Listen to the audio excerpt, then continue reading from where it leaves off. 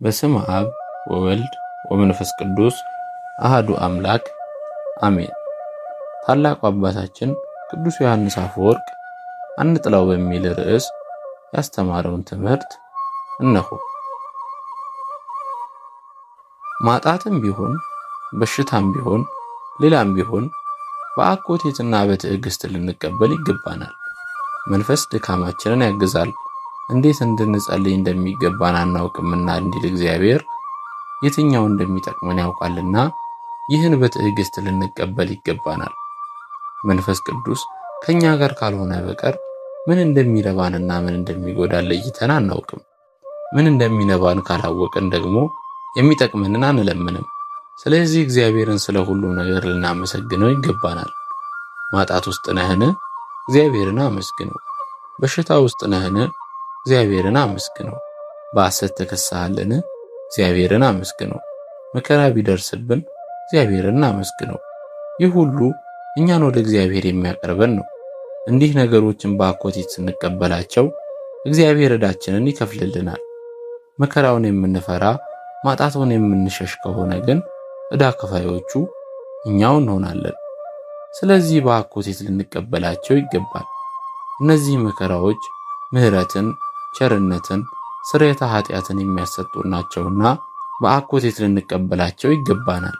ይህንን የምንፈራ ይህን የምንሸሽ ከሆነ ግን በበደሌ የመጣብኝ አይደለም ብለን እንታበያለን፣ በስንፍና እንያዛለን። ሌላ ብዙ ምክንያት እየደረደርንም ልባችንን ከፍ ከፍ እናደርጋለን። ስለዚህም ነቢዩ መዝሙረኛው ቅዱስ ዳዊት ስርየትህን እማር ዘንድ ያስጨንከንከኝ ለመልካም ሆነልኝ ብሎ በመዝሙር 119 ቁጥር 71 ላይ እንደገለጸው ሕዝቅያስ በረከትን ከተቀበለ በኋላ እንዲሁም ይመጣብኛል ብሎ ይፈራው የነበረው መከራ ባራቀለት ጊዜ እንደ እኔ ያለ ማን አለ ብሎ ታበየ። በታመመ ጊዜ ግን ራሱን ዝቅ አደረገ፣ ወደ እግዚአብሔርም ቀረበ። ነቢዩም ይህንን ቢረዳ በገደላቸው ጊዜ ወዲያው ፈለጉት፣ ተመለሱ፣ ወደ እግዚአብሔርም ገሰገሱ አለ። በሌላ ስፍራ እንዲህ የሚል አለ፣ ይሹሩን ወፈረ፣ ረገጠ፣ ወፈረ፣ ደነደነ፣ ሰባ፣ የፈረጠመውንም ተወ ብሎ በኦሪት ዘዳግም ምዕራፍ 32 ቁጥር 15 ላይ እንደተናገረው እግዚአብሔር ፍርድን በማድረግ የታወቀ ነው ብሎ መዝሙረኛው ዳዊትም እንዲህ ተናግሯል።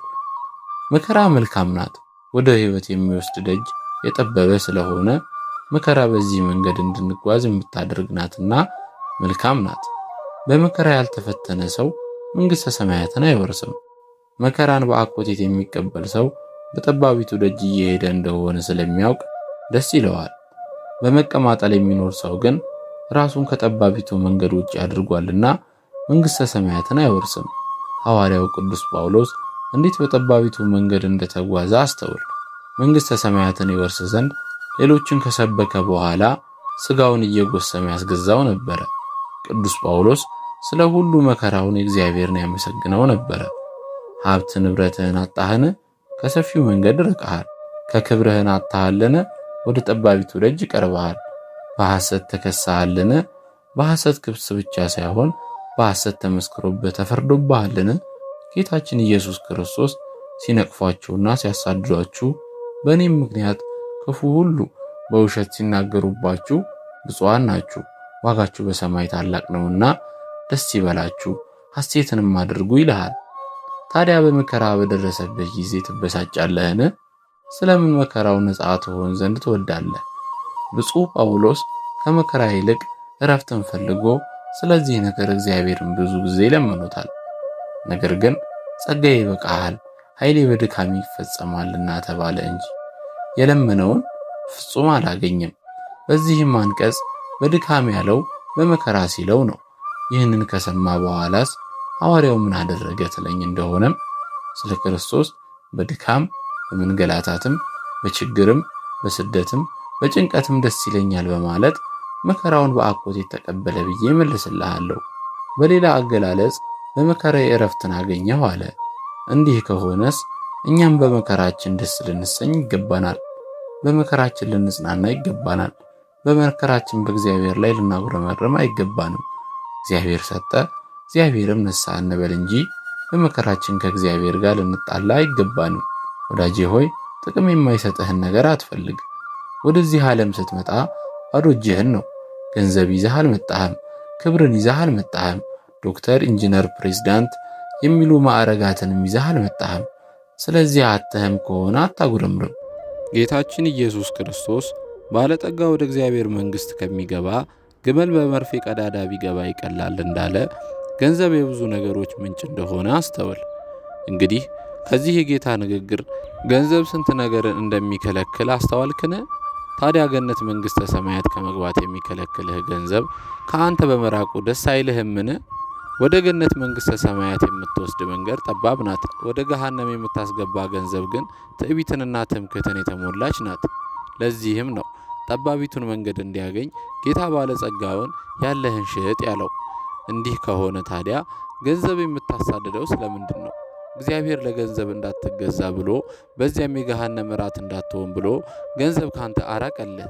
እውነተኞቹ አባቶች ልጃቸው ከአንዲት ዘማ ሴት ጋር ያልተገባ ስራ ሲሰራ ባያዩት ጊዜ ከእርሷ ይለይ ዘንድ ይገስጹታል። እርሱን ከእርሷ መለየት ባይችሉ እንኳን እርሷን ያባርሯታል። ክቡር ልዑል የሚሆን እግዚአብሔርም ለእኛ በማሰብ እኛን ከመውደዱ የተነሳ ገንዘብን ወይም ሀብትን ከእኛ እንዲርቅ ያደርጋል። ስለዚህ እንዲህ ስላጣን ብቻ ክፉ ነገር እንደደረሰብን አድርገን ልናስብ አይገባንም። ክፉ ኃጢአት ብቻ ነውና። ገንዘብ በራሱ መልካም አይደለም። መልካም የሚሆነው እግዚአብሔርን ደስ ስናሰኝበት ብቻ ነው። በማግኘት ውስጥ ከመሆን ይልቅ በማጣት ውስጥ ሆኖ እግዚአብሔርን ማገልገል ይበልጣል። ስለዚህ ድካምን፣ መከራን፣ ማጣትን እንደ ክፉ ነገር በማየት አንጥላው። በእውነት ያለ ሐሰት ከባህሪ ከአባቱ ከአብ ከባህሪ ሕይወቱ ከመንፈስ ቅዱስ ጋር ክቡር የክብር ጌትነት የባህሪ የሚሆን በጌታችን በኢየሱስ ክርስቶስ ሰጭነት በመንግሥተ ሰማያት ጸጋ ክብር እናገኛለንና ማጣትን አንጥላው። አሜን። የቅዱስ ዮሐንስ አፈወርቅ አባታችን ረድኤት በረከቱ ከሁላችን ጋር ለዘላለም ትኑር።